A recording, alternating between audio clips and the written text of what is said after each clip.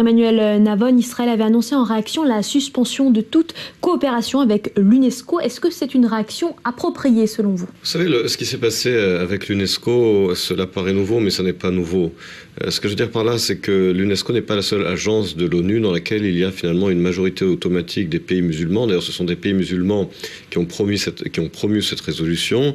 Et cela est un phénomène qui existe depuis la fin des années 60, début des années 70, dans toutes les institutions de l'ONU où il y a le système de un pays, un vote. Ça a commencé par l'Assemblée générale, mais c'est vrai également d'autres institutions de l'ONU. Donc ce genre de résolution n'est pas nouvelle. Dans les années 70, il y avait des dizaines, des centaines de résolutions de l'UNESCO également accusant Israël de détruire les lieux saints dans la ville de Jérusalem, etc., etc.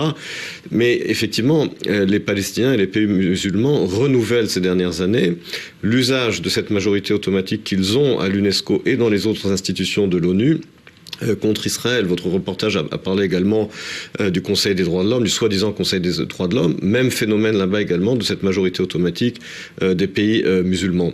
Là-dessus, la seule contre-attaque qu'il puisse y avoir, c'est celle que les États-Unis et le Japon ont déjà adoptée vis-à-vis de l'UNESCO, à savoir de fermer le robinet. C'est-à-dire que si les pays musulmans veulent utiliser leur majorité automatique à des fins politiques, pour politiser ces institutions, eh bien, il y aura des conséquences économiques et budgétaires.